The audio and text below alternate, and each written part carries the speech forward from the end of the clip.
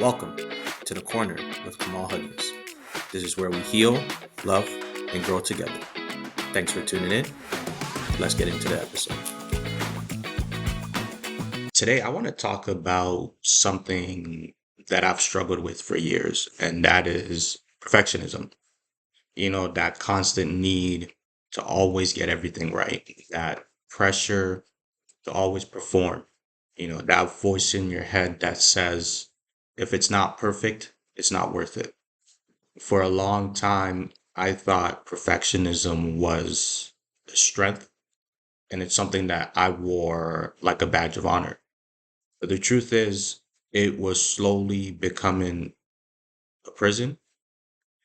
And I believe a lot of who we become starts way back in our childhood. For me, growing up in a Caribbean household, there was always expectations. You had to do well in school. You had to be respectful. You had to represent the family well. You had to make your parents proud. And failure wasn't an option, or at least it didn't feel like it was one. And when you did something right, like when you got an A plus on a test, or when you scored high, or when you performed to a certain level, that's when you got acknowledgement. So as a child, I learned real quick to be seen, I had to perform. To be loved, I had to be excellent. And then moving to Canada at a very young age added another layer to that. I was in a new country, new culture, just trying to fit in.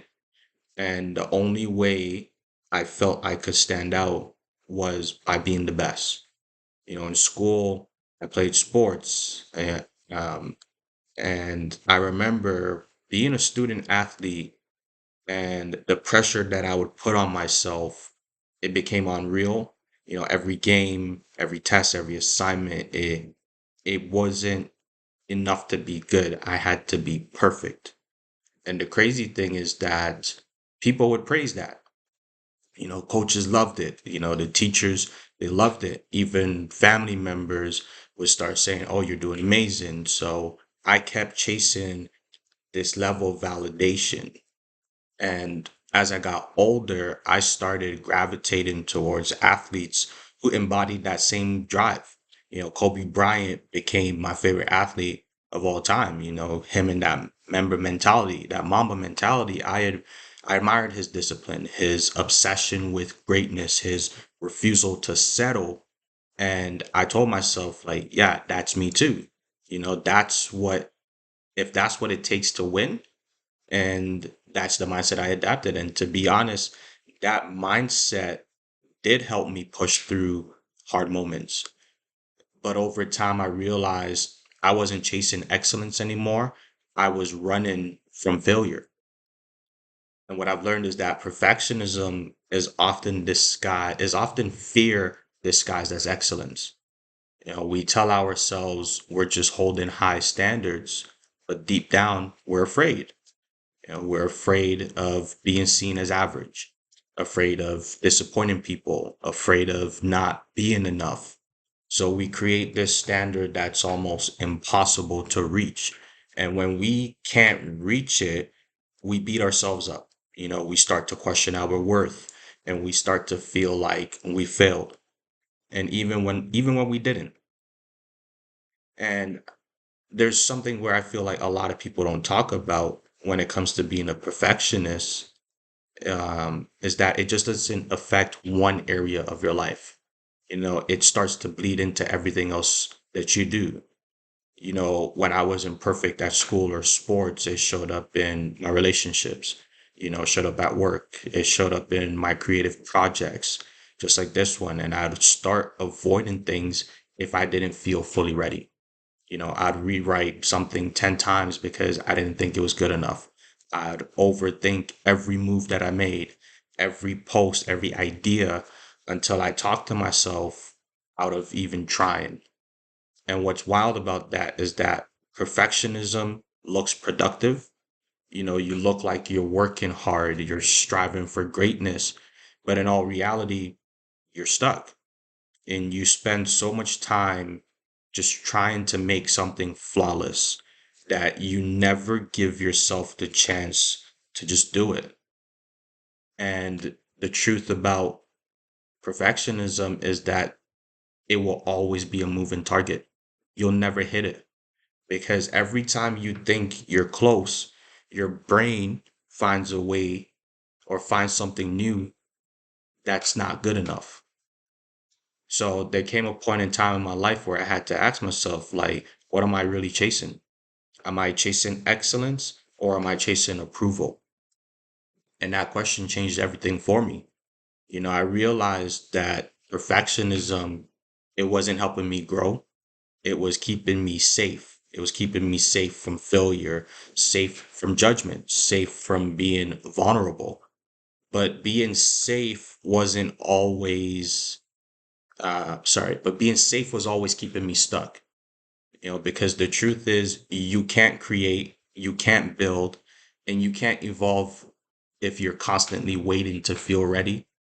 So I had to let go of being perfect so I could finally be real. So this is what I did to start overcoming perfectionism. And here's what helped me, and maybe it can help you as well. So the first thing I started doing is I started giving myself permission to be human.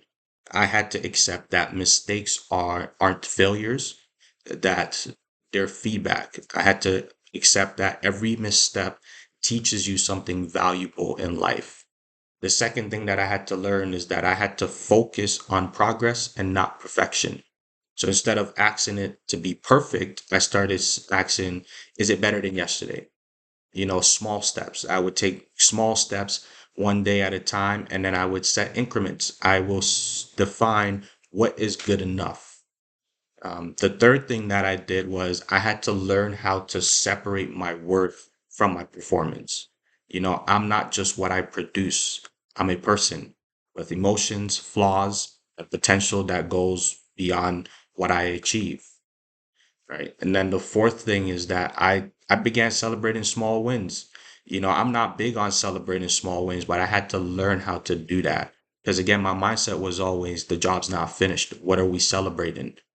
But I had to shift my mind to say, no, we got to get to a point where we now celebrate the small things. Not everything has to be this grand achievement to be meaningful. So some days showing up is enough. Like say you just want to work out, you just showing up to the gym, even if you don't work out, that's a win. Like if you want to change your diet, if you go through one day and you don't eat McDonald's or that one thing that you're addicted to, that's another win. And then the fifth thing that I started doing is I started surrounding myself with people who value authenticity. People who reminded me that it's okay to grow out loud, to have it all together, to not have it all together, sorry. And most importantly, I learned how to rest because sometimes perfectionists don't need to do more, they just need to pause. And that was, I think, the biggest thing for me is I had to learn how to pause because my mind was constantly going. Because as I'm doing one thing and I finished that, instead of taking time to appreciate what I did, I was already focused on what's next. Okay, how can we make this better? Or what's the next thing that we need to get done? So I had to learn how to slow down and give my mind rest. And if you take one thing from this episode, let it be this. Let it be that there's nothing wrong with having high standards, but when those standards stop you from living, laughing, creating, that's when it becomes a problem. See, excellence is about giving your best. Perfectionism is about being afraid that your best won't be enough. And the truth is, your best is enough. So to anyone who listening who struggles with perfectionism, I just want you to breathe. You don't have to be perfect to be powerful. You just have to be present.